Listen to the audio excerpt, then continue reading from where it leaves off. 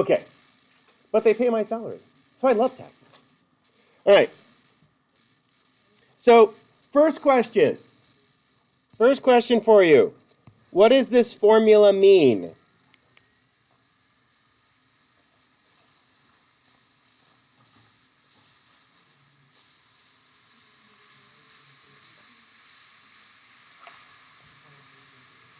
Okay, what affects the probability of behavior?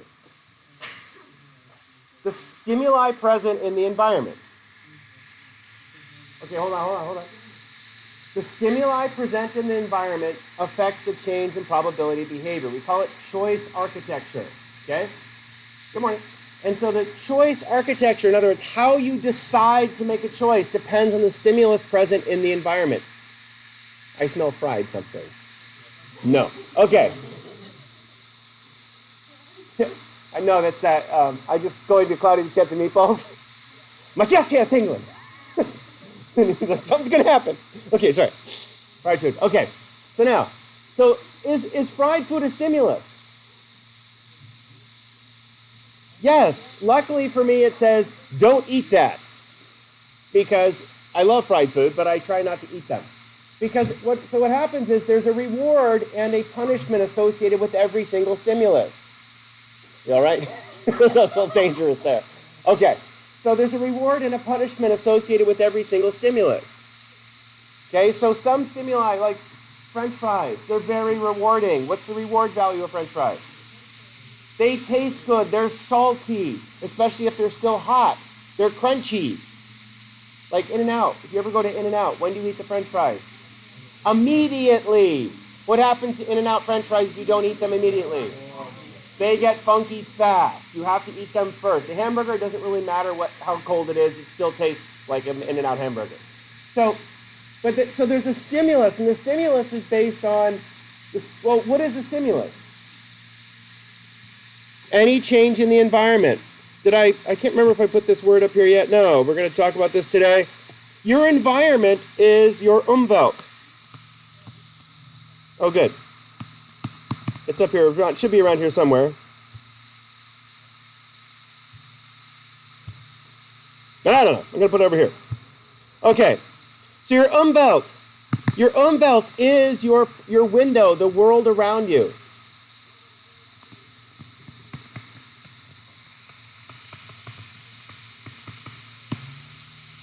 Okay, I'm going to write this other word down below it.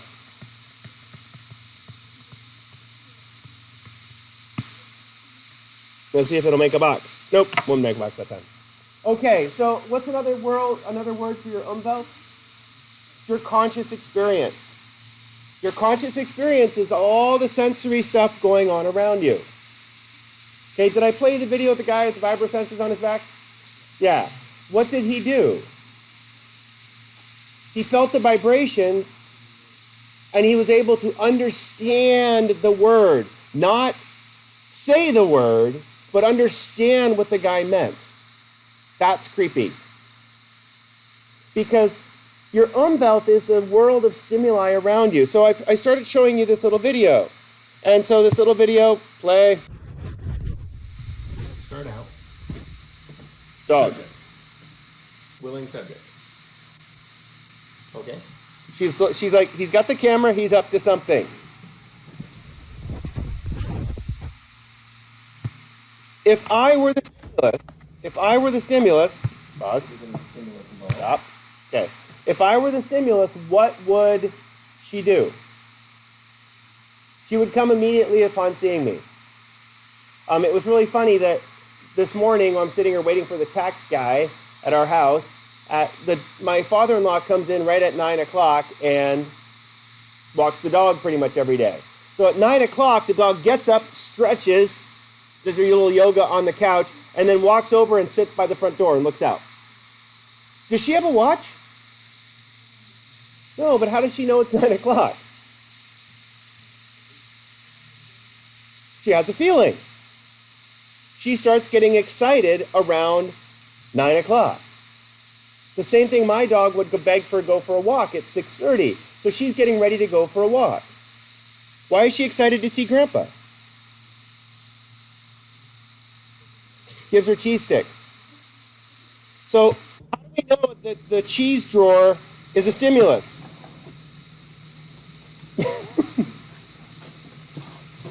Cheese stick out. Does she like Cheese sticks? Why does she keep licking her lips? Because she's drooling, and she's too delicate to actually drool. So she will make pain. Okay. I can't remember how much of this we showed, but that looks pretty good. All right. Non-flattering camera angle. I'm not really that heavy, am I? Okay, moving on. It's just the angle.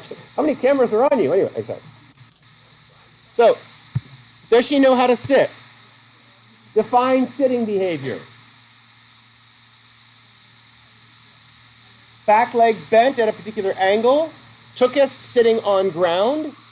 Front feet not moving.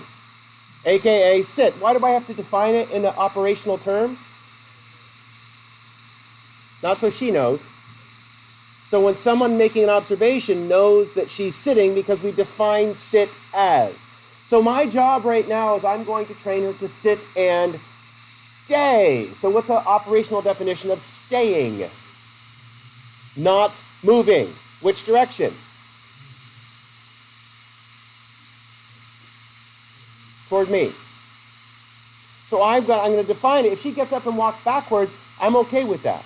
I don't want her to approach me. I want her to stay where she is. Okay? Good job. Good sit. Look at that concentration. Okay, you got more cheese stick. Oh. Stay. So did I give her reinforcement when she walked forward? No, because I'm going to reinforce her. I'm going to apply a reinforcing stimulus whenever she sits still, not when she moves. As soon as she moves, I'm not going to reinforce her. So I'm not really punishing her. I'm just not providing reinforcement. Wait for a minute. I always stand with my Tyrannosaurus Rex arms. Good job. She's like, okay, I got this game. Watch your tail. Sit. So what I do is I'm going to Why do you need her put back? her tail to stop wagging. Good job. It's really hard. Okay, good dog. Okay, so why do I get excited when I talk to her? Like, good dog, yay! And talk in my little girl voice. In a dog, what happens when they get excited? Well, the tail wags, but I can't wag my tail for her. It really didn't do much. Gets me more followers on Instagram, that's about it. Now, moving, or less actually, moving on. But what it does is, by me getting my voice up, when a dog gets excited when it's barking, its pitch of its voice goes up. So by me showing excitement, it gives it's another stimulus it's reinforcing for the dog. Okay. So I'm going to wait for her to sit. I'm going to say, good dog.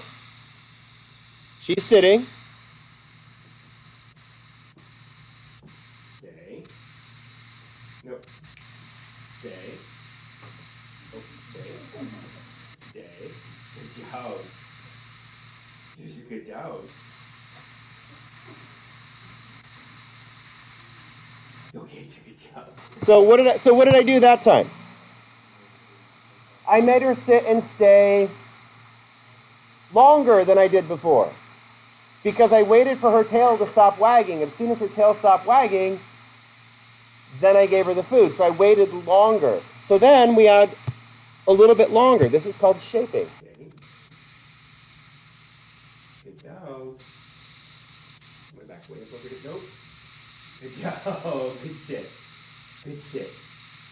4, 5, 6, 7, 8. The dog's like, I can't count. Oh, gotta start counting again. 2, 3, 4, 5. So how come I didn't feed her? Because she stepped forward. So I'm gonna wait. Stay. This is my son in the background. 1. Nope. No, what? Listen. 1, 2, 3, 4, 5, 6, 7, 8, 9, 10. Oh, 10 is a big number. Okay. Oh, he goes cheese sticks. Because that's the way we train the dog. Anytime we need to train her, cheese sticks. 2, 3, 4, 5, 6, 7, 8, 9, 10. Holy cow. So is the dog learning what I want her to do? Yeah, it's only taken a few minutes. How long should you work with your subject? Every day for short periods of time.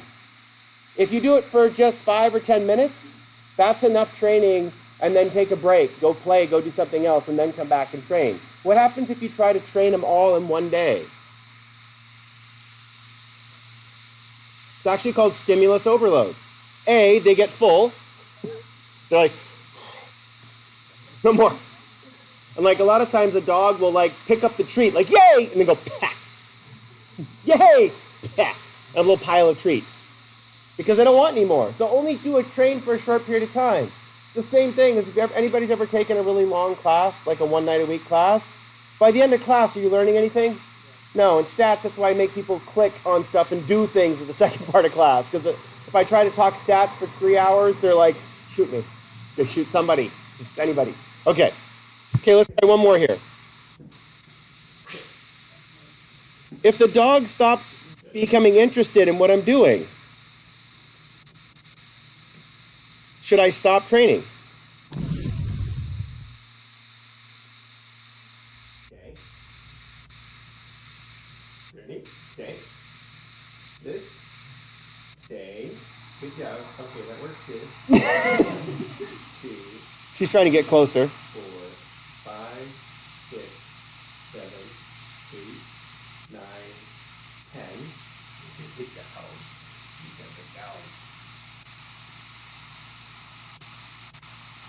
Good down.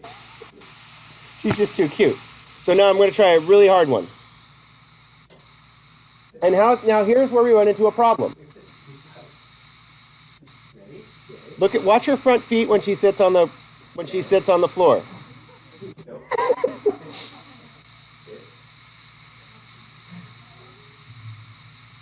One. Nope. Can I sit on the rug, please? And then I realize. I'm sitting on the floor. It's cold. Okay.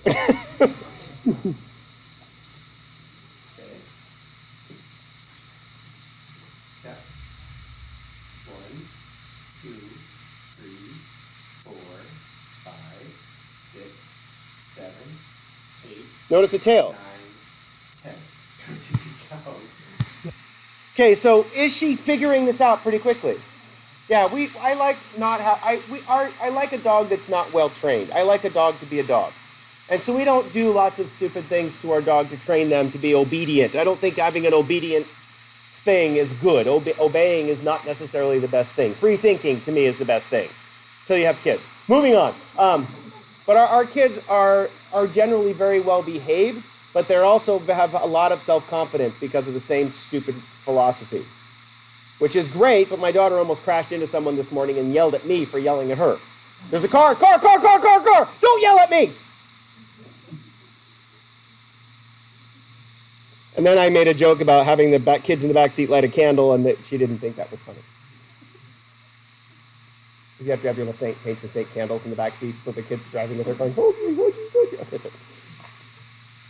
It's not funny, Dad. Yes, it is, actually. It's highly funny. Anyway, moving on. So, sorry, Ella. Okay. So, when we talk about stimuli, how do you gain consciousness? How do you gain stimuli, bless you, in our environment? How do you gain stimuli in our environment? Come on. Well,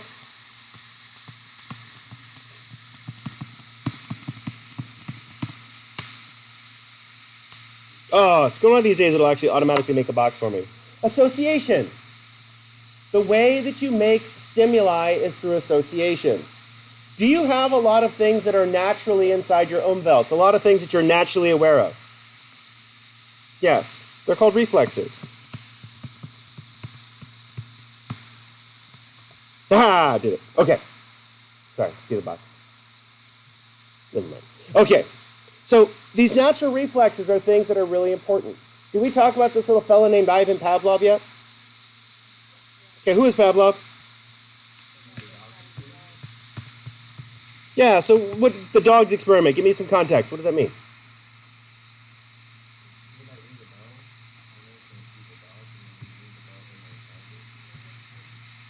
I'm going to write the word bell here, because that doesn't really look like a bell.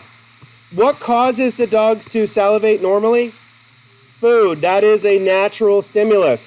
A bell is what we call a conditioned stimulus. It's conditioned because how did the dog learn the bell means anything? Repeated associations. Associations. So, I can't remember what we've gone over or not, but if I send a neuron sending a signal going this way in my cerebellum, saying ding, ding, ding, and every time I ring that bell, I send another neuron going this way with food in it. Food, food, food, ding, food, ding, food. What happens between those two neurons? They form a synapse. When two neurons are firing at the same time, they form a synapse. Yeah. That's awesome.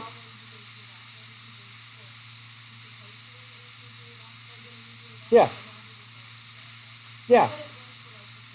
Yeah, so one of my students did that last semester for my behaviorism project. My behaviorism class, you have to train some animal or something to do something. And it's actually pretty simple to do this, sort of, because all you do is hang the bell on the door. Anytime the dog gets even close to the door, you ring the bell and say, good dog, and then let it out.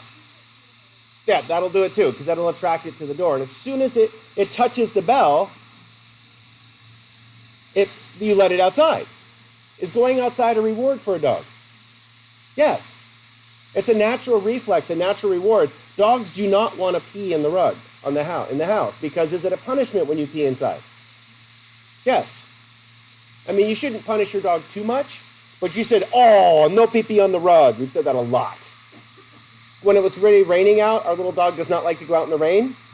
So she's like looking outside going, nah, and just squats on the rug. Like, dude, we have like a cheap rug and an expensive rug. Which one does she use? The expensive rug. Thank you, little fluffy dog. Well, that one smells better. Should you buy the pee-pee pads? Pee-pee pads are these pre-scented, soakable, absorbable pads that you can do for your dog. They're actually relatively dangerous because the dog will choose the pee-pee pad over going outside. So in the middle of the night, the dog needs to go to the bathroom, gets up and goes, I'm not going to wake them up. I'm just going to go take a dump in the living room on the pee-pee pad. Nothing better than waking up in the house. Oh, the dog's like, who did that? Okay, my son's like, I did. Okay. Now, the cool thing about these things is the response, the behavior is the same. The behavior is the same. So what is the dog's response to food? Yeah, drool. What is the dog response to the bell after it's been associated with food? Drool. What's really funny is that I made, this is the part's not funny, but I made cheese and crackers for my daughter's lunch today. So she has this hard salami and cheese and crackers, nice lunch. So as soon as I open the cheese drawer, I'm rustling in the fridge, getting all the food ready for breakfasts and lunches. Dog's sitting on the couch. As soon as I open the packet of cheese, I unopen the Ziploc, zoom, she comes running in. And so she is officially now a cheese hound. So do you think Grandpa feeds her other kinds of cheese, not just cheese stick cheese? Yeah, so the cheese wrapper sound itself has become the actual stimulus that causes the dog to come into the kitchen. So we could test this. How would we test this? Open different packages. Turns out if you open a Tupperware, she'll come running into the kitchen too. Which is usually Grandpa getting leftovers. Ooh, I forgot my lunch at home. Oh, well, anyway. I forgot I had a Tupperware in the fridge for lunch. That's okay. Okay. Easy or hard so far? It's easy. This is the only thing that's really real in psychology. It's the only thing that's really real. Okay? If we understand this formula, the law of effect, then you can understand why people do behaviors. There's a problem though. Big problem. Every single person has their own formula. Nature to be commanded must be obeyed. Every single one of you has a different level of consciousness. Every single one of you has a different consciousness. So what is consciousness?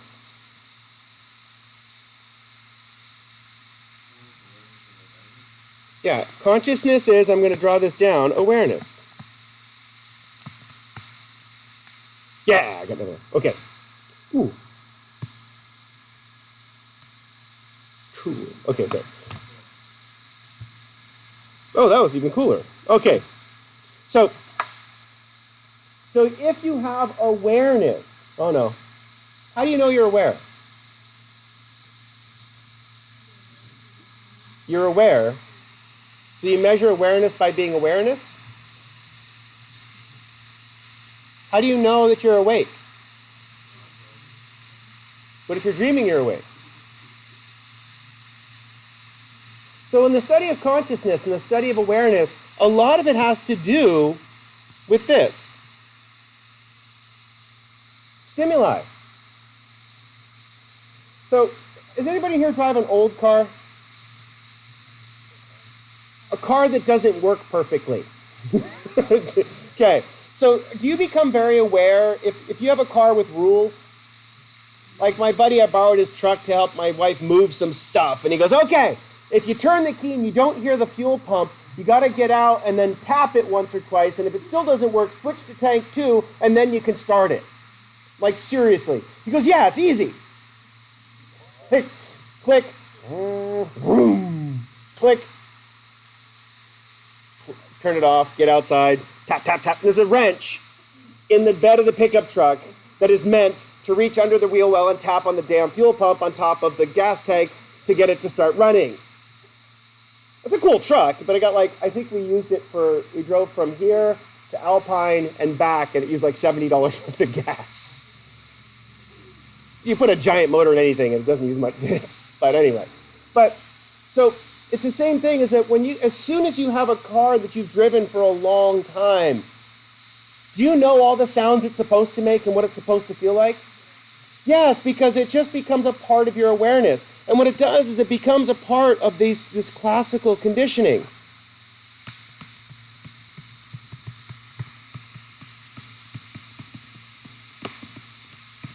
Okay, so classical conditioning is what Pavlov discovered. And what he did, he's basically said, is that we are constantly associating stimuli in our environment. The greatest thing about this, as soon as you associate a stimulus, what happens to your awareness of it? Okay, so I'm going to play some advertisements for you. I'm going to stop the recording. Are you constantly being bombarded? Make sure I got that. Are you constantly being bombarded by behavior? Yes. And you're constantly being bombarded by stimuli.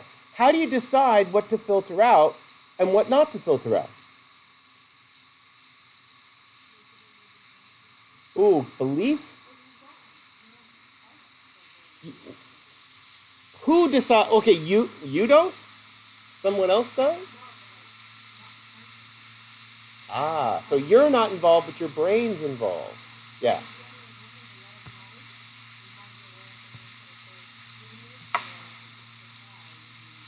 Okay, so our brain is a noise filter. You're exactly right. Our brain is a noise filter. Has anybody ever been doing laundry and you're standing there doing laundry and all the noise is the machine, all of a sudden the machine shuts off? It's all quiet? Too quiet. Anyway, so what happens is that your awareness is not absolute. Your awareness is relative. Your awareness is relative. We learn things called concepts.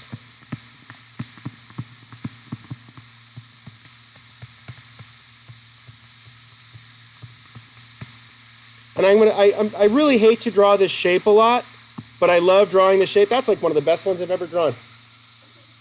Just saying, I might save that one. Okay, so what is this shape called? A bell-shaped or normal distribution. Now, my poor statistics class has to know lots about this stupid shape. You guys don't.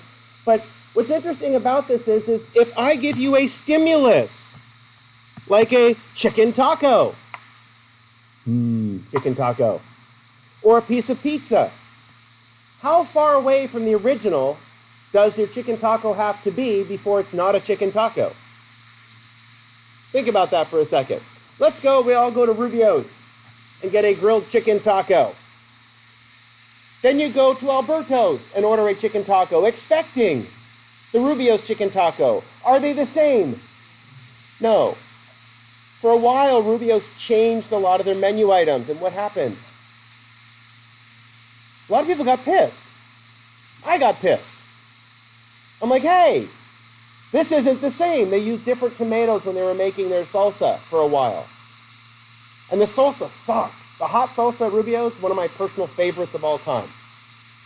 We get like a giant cup side of beans, throw the beans out and fill it full of salsa and bring it home. Okay, my kids will eat the beans. They love them. Okay, but is it still a chicken taco? Yeah, but if it's not the same as you want, if it doesn't fit the concept of chicken taco, your brain goes, hey, wait a minute. So people do two different things with their concepts. They generalize, and then they discriminate.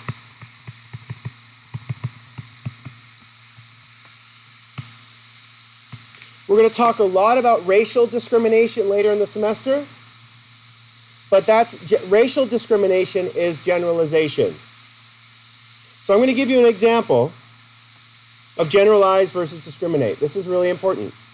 When you generalize, here's my stimulus. When I put the little plus on it, that just means an associated stimulus. Okay? Technically, it's called an S plus. Anyway. I missed.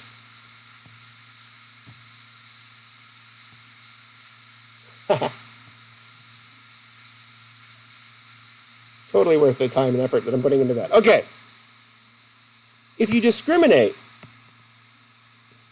this is what your distribution looks like.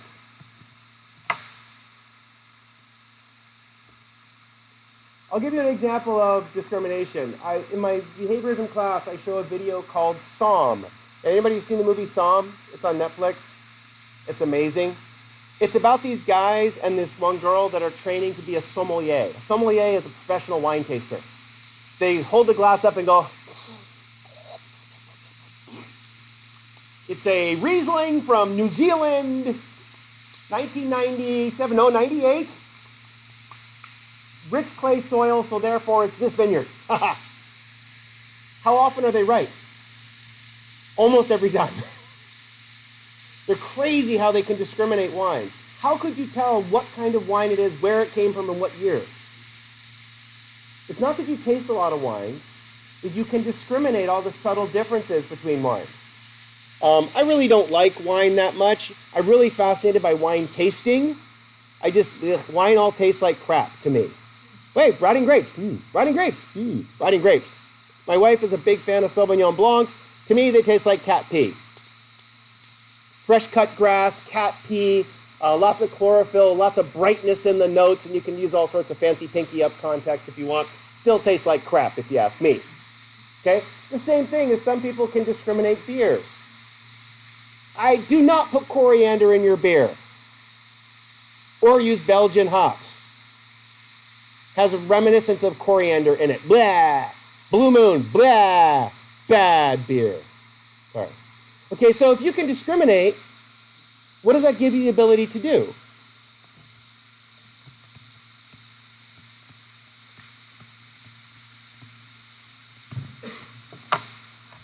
What does that say? More awareness. The more you can discriminate, the more awareness you have. What if you're generalizing everything?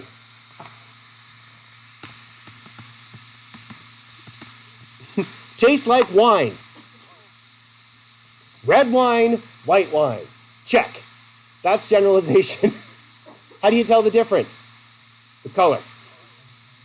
Yeah. And then, but someone who can discriminate well can tell you the different types of wine. Different years of different types of wine. California wines last year and this year are going to be terrible. Do not buy old wines from 2017, 2018. Why? Smoke, not the drought. Drought actually makes good wines. Higher sugar content. Smoke. Smoke will get in and cover even if they wash the grapes, does the smoke settle into the grapes? Yeah, and it adds an unpleasant aftertaste in about 3 years after it's been sitting. So if you drink fresh wine the next 2 years, you'll be fine. But if you buy an expensive bottle of wine from Napa, Napa was covered with smoke last 2 years.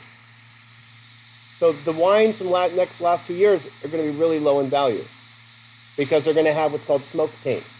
Again, but that's people who discriminate. If you generalize, you say, what color wine do you want? White or red? Okay? So the idea of generalization discrimination is that when you generalize,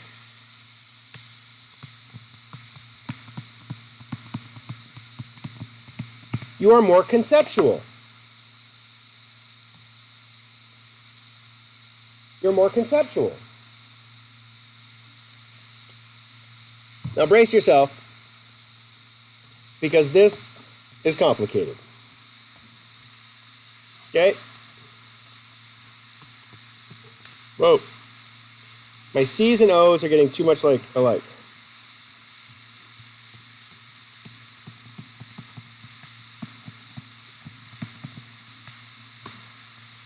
Talk about something called cognitive learning. Cognitive learning. Cognitive learning goes against the behaviorism principles. The behaviorism principles say you have to measure behavior, you have to define it by a measurement, and you can only measure things that exist in reality. Cognitive learning says you can learn a concept by watching. Does anybody ever fix something by watching a YouTube video? So wait a second. If you watch somebody do something and then are successful at doing it yourself, guess what? Well, you're a visual learner. Not a lot of it's funny that there's a great podcast called The Hidden Brain that's on NPR, and I've listened to the podcast for years, but it's got its own radio show now. This weekend, the show is talking about the problems of cognitive learning. I'm so excited. I heard it on the radio yesterday. I'm like, yes. You don't care. Now, but the idea of this cognitive learning is that you learn concepts. How old do you have to be to learn a concept? In fact, babies learn concepts and do not discriminate. Babies learn concepts. They generalize. So watch. The kids learn based on the associations that they're making.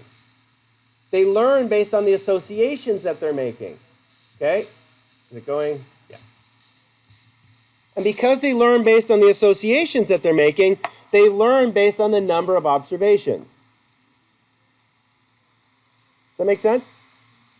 And this is it's really bizarre, but in order to learn to discriminate, how many freaking glasses of wine do you think those stupid sommeliers have had to sip in order to learn to discriminate all these different flavors? A lot. Thousands. And they mostly spit the wine out. They don't drink it, because what happens if you're starting getting hammered as you're trying to taste wine? This is good! What is it? Oh! Okay, so again, I know some people in here have had stats, but it has a lot to do with this little formula. Okay, which is the sigma divided by square root of n. But basically, the more n, which is the number of observations you have, makes the curve smaller. You don't have to remember that, but some people like to know why. So, what if you only listen to the surface of arguments? We had this discussion at the gym today. This is my psychology club sweatshirt, and I was just wearing it today. I actually wore it to the gym this morning, so it's probably stinky, but that's not important. But so on the back of it, it says, it's hard to see because the colors didn't come out well. Nature to be commanded must be obeyed, and of course it's got my Queen-Master College psychology brain on it, which is my same brain that I'm wearing. This is actually a sagittal slice today. But the cool thing is that so I have my sweatshirt on, and one of the girls that I work with, she's a legal assistant. She shuffles papers for lawyers. She goes, "What does that mean? Nature to be commanded must be obeyed." And I said, in order for you to teach anybody anything, you have to understand how they learn before you can teach them. She goes, "Ooh, what are you, Mr. Smarty Pants?" I go, "Well, I try to teach critical thinking to my students." And our trainer goes, "You need more of that." What is critical thinking?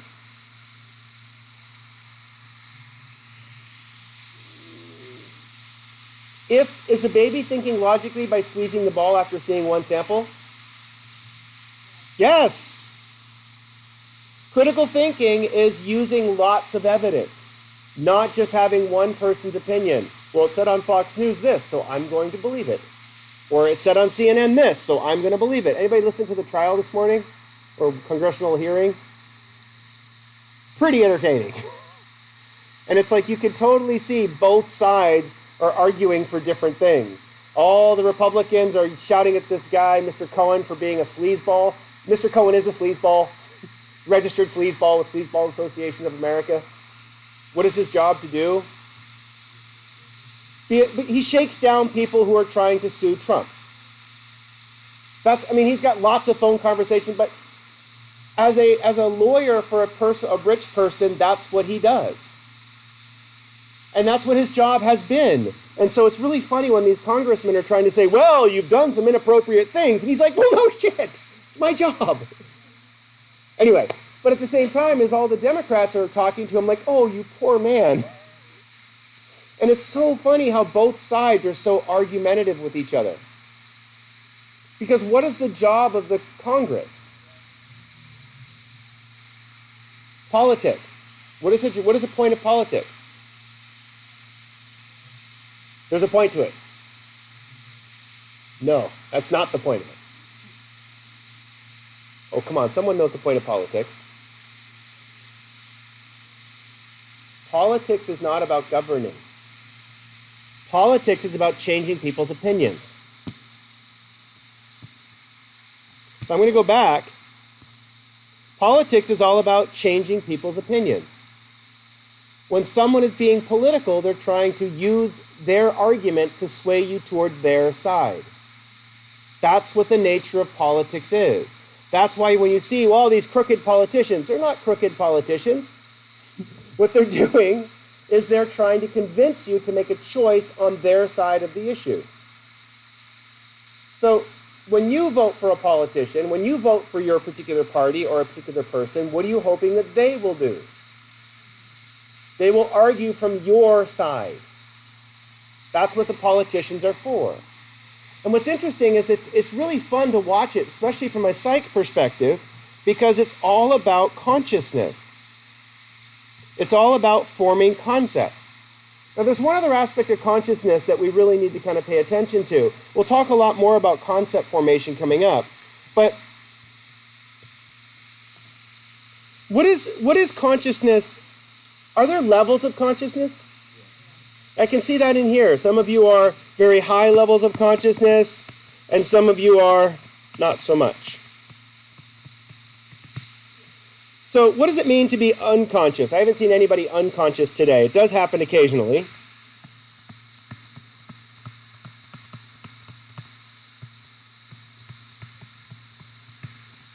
What does it mean to be asleep? Don't say not awake. Oh, I thought you were going to say it. Okay. So, has anybody ever been daydreaming and lost consciousness for a few minutes? You kind of look around. Oh, sorry, I'll get back in my lane. Yeah. So, where does consciousness come from in the brain?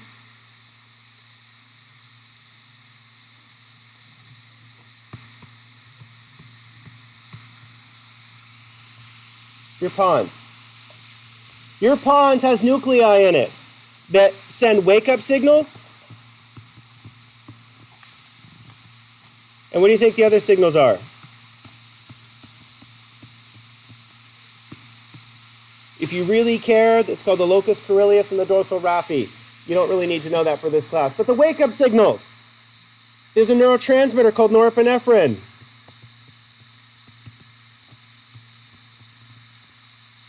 Which causes you to wake up. If you use a little drug called methamphetamine, guess what it stimulates? Norepinephrine. Guess what you do? Stay awake. Okay, and that's what the old Adderall jokes are.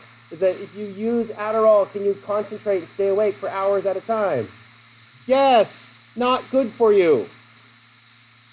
But I passed the test. Great. Not good for you. Why is it not good for you? Your brain needs sleep. Okay? There's a neurotransmitter called serotonin. Serotonin happens to be a transmitter that does what to your consciousness? Makes you shut down. It doesn't directly shut you down, but it slows everything down. When you're at peace and calm and happiness, your serotonin levels are high. That means your brain is Okay, when you smoke a cigarette, that actually wakes up your cortex. With marijuana affects something a lot more complicated, because marijuana affects your attention. That actually doesn't affect your lower parts of your consciousness. That affects somewhere up here. We'll talk about attention next class. But what's interesting about when your pawn sends a shutdown signal, it suppresses consciousness. What's interesting, anybody know what causes depression? Lower levels of serotonin in the brain. But what mental events cause depression? Trauma can cause it, but what does the trauma cause? I'm going to write this word up here.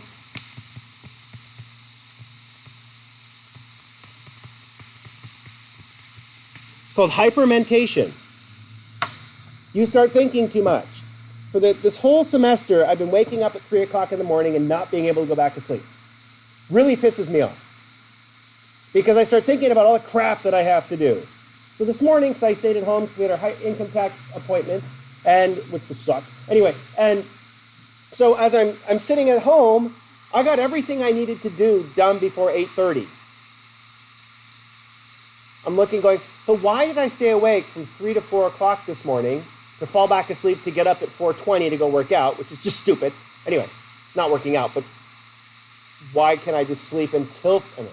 So, what do I start doing? What does hyper mean? More active. What does mentation mean? Thinking. A lot of people with depression get what's called obsessional thoughts. They hypermentate. You start obsessing about small little details of things. You get focused and hypervigilant on certain things, and you can't stop your thoughts. So people use alcohol because alcohol stops your thoughts, but alcohol doesn't stop the hypermentation. It just slows it down. What's a way to stop thinking? Sleeping. Meditation works really well, except it's really hard to meditate if you're hypermentating.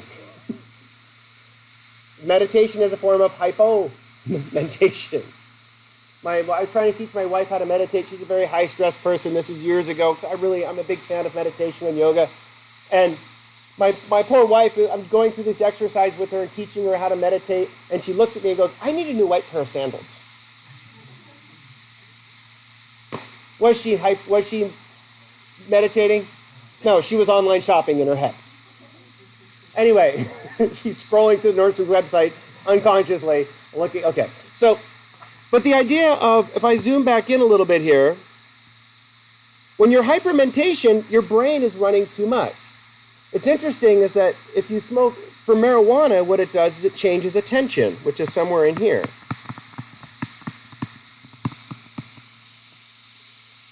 We're not exactly sure how marijuana works because a lot of the science for marijuana is not quite done well.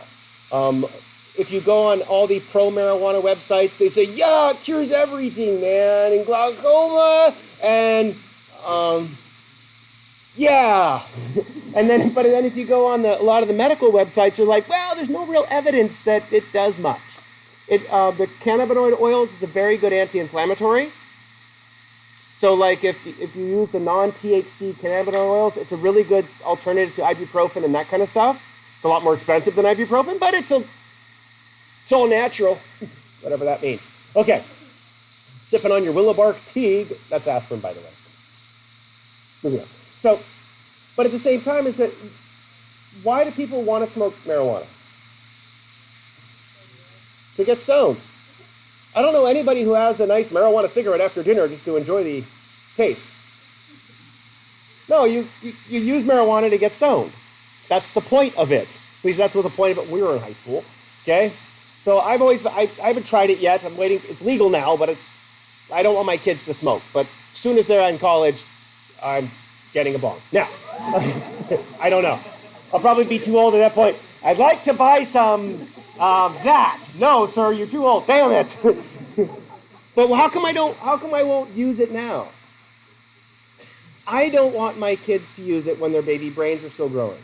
And so I'm model behavior for my children. Do they listen to what I say, or do they model what I do?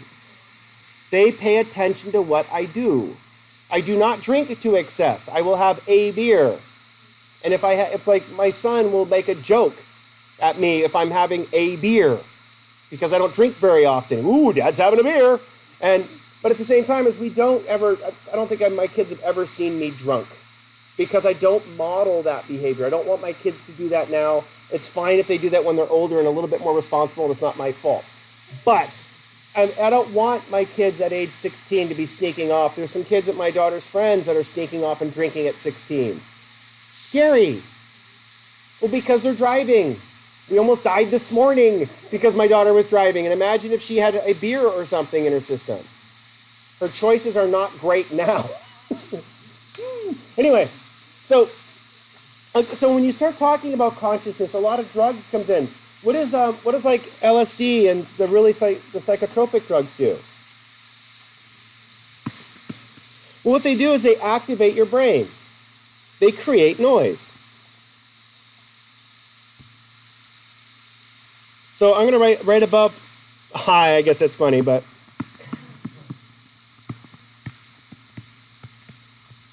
there's a whole study of what's called the altered states of consciousness. Altered states of consciousness are where you're outside of normal ways of consciousness. Meditation is a way of forming altered consciousness. Sleep and dreaming is a form of altered consciousness, where you're kind of conscious, but kind of not conscious, but semi-conscious. Okay, so a lot of drugs produce these altered states of consciousness. What is the ultimate level of consciousness below altered states?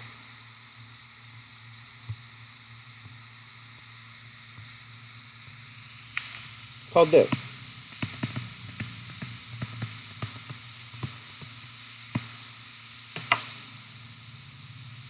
What is that word? Mindfulness. Good. Okay. Mindfulness is the height of consciousness for humans. Mindfulness is the ultimate goal for humanity, according to the Dalai Lama. We need more people like him. Anyway, but mindfulness is where you're conscious of your own consciousness. I read a couple really good books last summer, and I read another one this summer. It's how to teach mindfulness without being annoying. Because when you start teaching mindfulness, where you start teaching yourself to be aware of yourself, and you start sounding like a yogi, you start becoming irritating for those people around you. You start eating organic and like wearing hemp, and but just kind of slides down that slope. But what's funny about mindfulness is that mindfulness is the consciousness of all of the things that are going on inside your head. So everybody has a little wheeling suitcase behind them. Everybody has baggage. Everybody has learning history. Everybody has tons of associations that they make. When you go through therapy, what does a therapist do? They listen to you and help you unpack your bags. Unpacking those bags is important, because if you don't look what's in that suitcase, is it going to affect you? Yes, but if you know what's in that suitcase and you know that it affects you, I'll give a great example for one of my students last semester. He suffers from anxiety. I don't know if I told you this story or not yet, but he has these really bad anxiety bouts where he can't go to school, he can't go to work, he just kind of just sits in his house and basically just cries. Well, he went to a therapist, and he goes, yeah, I went to a therapist for 5 or 6 years, and I still have these huge bouts of anxiety. I go, yeah, but you haven't missed a day all semester. He goes, yeah, I know what to do when I have the anxiety. So what has he learned? Coping skills. So yes, he is overwhelmed by anxiety at some point. During the final exam, he's sitting there hyperventilating. So I took his test away. I said, go outside. Why go outside? Going outside clears your mind. It's funny, when you are hyper vigilant and hyper focused, you get stuck in the I'm not going to do well, I'm not going to do well, and you get stuck in that loop. So you go outside for a minute and you look at the trees, you look at the details of the trees, you create noise, and you tell yourself to shut the hell up. But we'll show you a video later in the semester that one of the psychologists learns, F it. And when he learns to say that to himself, what happens to his internal thoughts? He gets less serious. He's like, you know what, stop it, quit it. Years ago, I used to jump my mountain bike a lot more than I do now.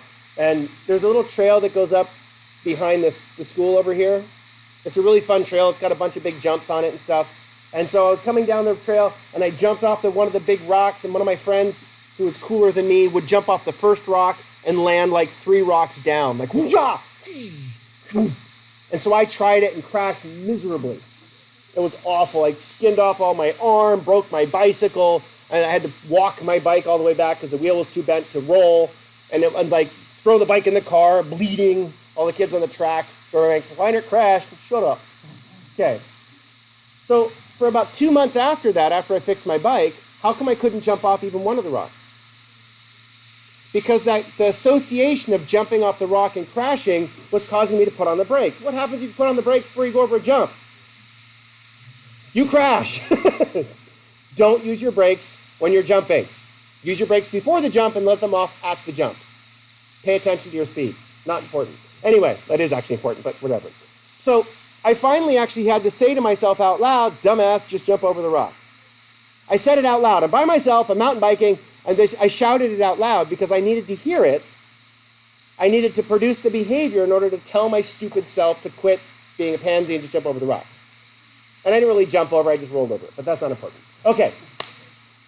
So I'm going to send home 3 videos for you to watch about consciousness. Okay? There's going to be a prompt with the videos.